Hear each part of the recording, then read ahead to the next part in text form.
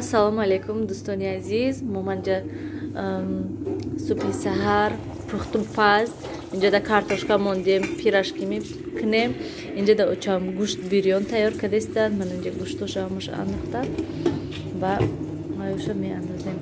Mana injada piyoz mayda karan, injada bu alaf giriftam imroz rozi shanbe va meknem. Tipa pirashki alafid meknem. Ana mekhem. Imroz berum boron Nilufar. Kani hava?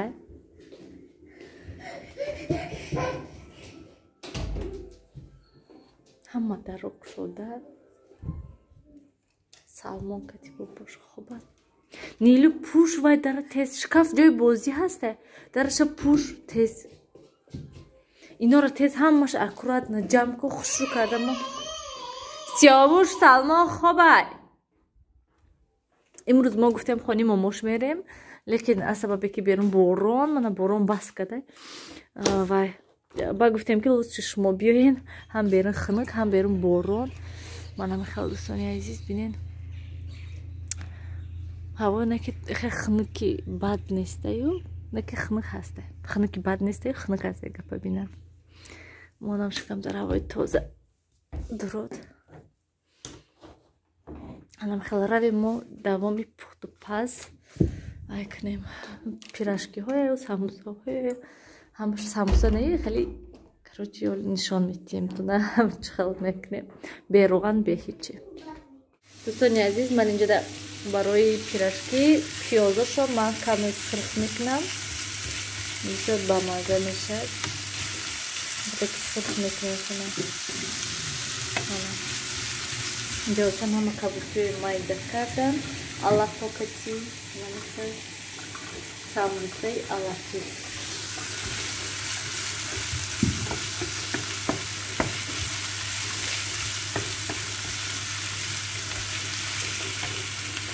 چه پیورش مایده کردیم حالا همش آلدارش دوستانی عزیز من اینجا کارتوشکا پیازش سرخ کردم انداختم و کمی اکروب میاندازیم شه به حد با مزه میشه شیر انداختم شه و نمک خودی آمیخته میکنیم و میپیچونیم شونه من دوستانی عزیز گوشت بیریون ده کارتوشکا و شه انداختیم پیازش انداختیم و اینجا ده میمونیم شه на пирожке они печён дестем منم خیلی نه خلادی موسو خواهی پاکت خولیه کو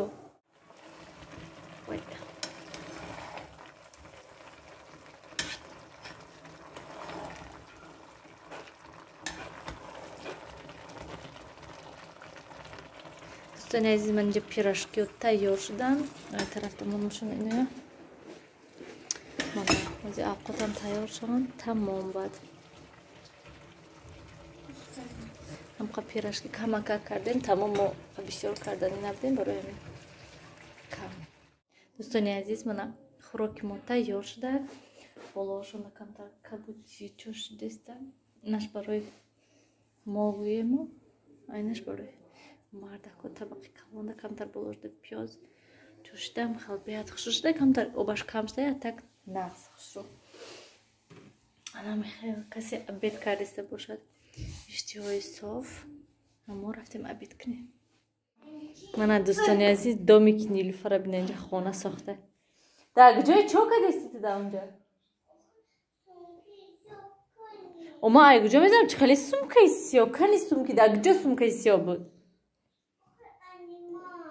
دوستانی عزیز ما عبید کرده شدیم و بعد عبید با سراز فکری بگو چی پزیم گفته اینجا دوای پیاز من سرخ کردستم پیاز که سرخ شد علافه می اندازیم و تیپم خیلی پیراشکی چالپاک تیپم خیلی کسی علاف میکنیم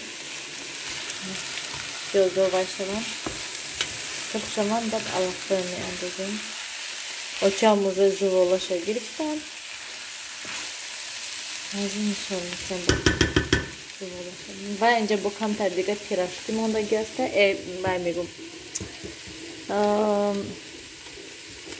начинка монда геста ами начинка ни давай ми амигум ха сиош момош инҷа камтар кабутӣ овардагӣ ҳаста. Шавелор тамом неста дига шавелор сиёвур. Ой қаба момош да мо нахивай момош бари худшон харидиям бари шумо не.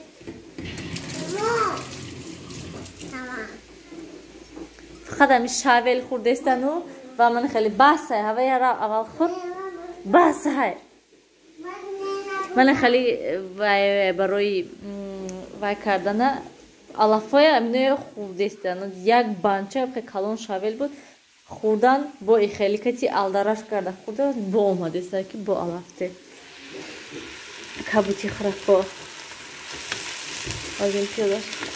Что спешат на ставки звола нишон митен. Руна грифтан. Кайса. Одара пуш цвета куш бо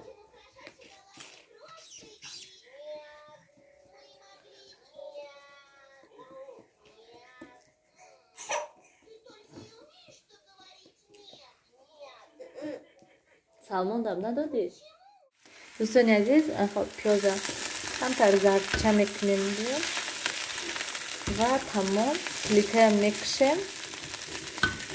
мекушем, газ плитая мекушем ва ман ин алафое ки майда карда будем ҳамаша меандозем ва омехта мекунем ҳатман.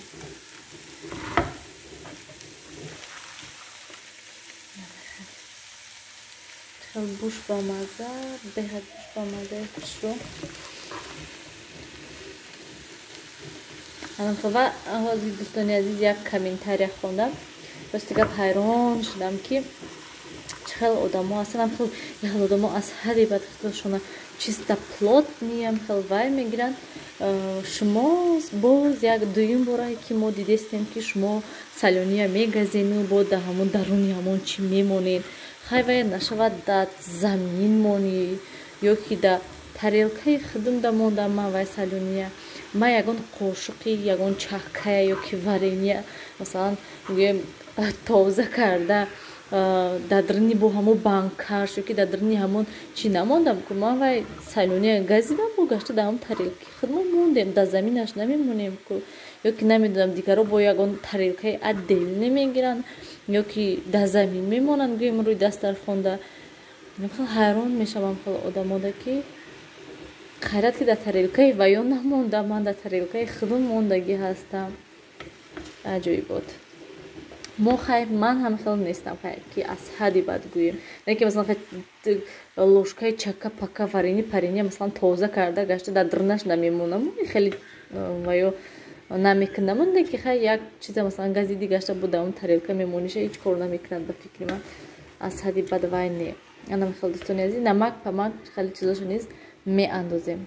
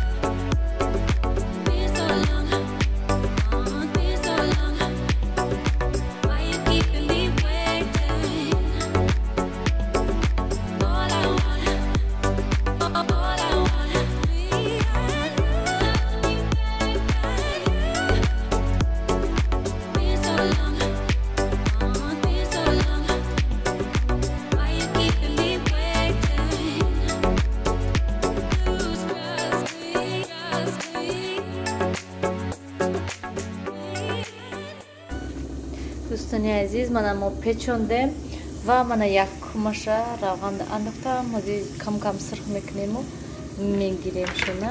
Ман хел чалпак бари мегӯем мана. Ранги чӣ бурек мешад гӯем. Мана дидем ранги чӣ бурек бариштаги аст. Хушрӯ.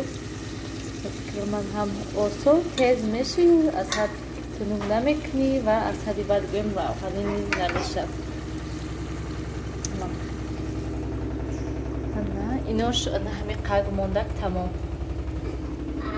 سیاوش خه دوستانی عزیز اینجا یکتا باید کردن در کار من چند دانه علاقه پختم یکتا من اینو کار میپزم که دل آدم تنگ میشه یک bayda یک دیگه یکتا دستم سوخت دوستانی عزیز چخلی که میبینید من پولنیستیش دم نه اوچم شدم گوسل کدام من جدا کم تری دیگرش گویم من خیلی زواله هاش موندک برای اون که و اوچم گفتن که بیا ساموسش گفتم ایوای نیم تا زواله های گفتم خیلی چالپاکچه کنین شدم میشد میخرن گفتم اینجا همش آلدرش کردم درون این دیگ دم موندگی هستم که تو که خیلی قاقی بد نشد ملایمک خیلی که میبینید من اینو رو سب سرخ کردگی هستم اوچم گفتن که از حدی بد سرخ نکن شدم خیلی میشد گفته بعدم خیلی کم ترک سرخشون کردم تمام нам خیلی دوستان عزیز من یک تمایده چشیدم بهت با مزه خیلی بیم نشخ نکای وزی با نشان میتیم چخل درونش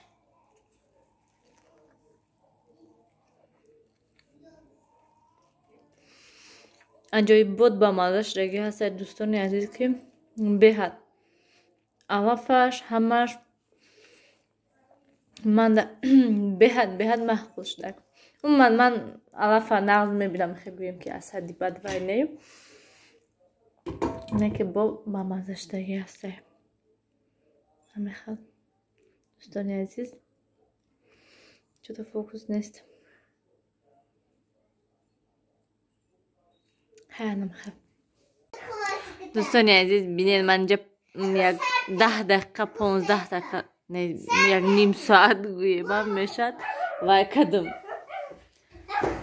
سالمون تو چرا گرفته بود کدستی ششتم وای در واتساپ در جواب دادم برای وای آدمای سوال دادگی و بینین چکو خیزنجه کودکو نیلوفر خیزن تیز من جوگوهای پارتم نمیدونم اینجا چی ساختی اینجا سالمون خولیگان من اوچامشون رفتن دوستانی عزیز چخلی که گفتم من خیلی مکه اینجا جمع کنم نیلوفر دوستانی عزیز همین کتی وڵۆگە با ئاخیر رسونیم اک با همین کتی پاگو امروزه کار برام خلشدک خیلی لوای کردیم گویم پختو پاس کردیم امروز اوچامشون کتی با روزی دوشنبه یک جا رفتن در کار یک نقشه هست نصیب انشالله شود اگر میریم پاگو کار برام جمعگیر کردن و رفتن و همین خوراک هسته اساس شد تا حال بینین ستیرکه ایادم برامده افتاب کنم انم خیلی خیر دوستانی عزیز در پناه خدا باشین همیشه خودتون احتیاط کنین رحمت که سخنهای خوب بنویسین کامنتاری های نو بنویسین رحمتی کلان و دوستانی عزیز لایک موندن رو فراموش نکنین خیر در پناه خدا باشین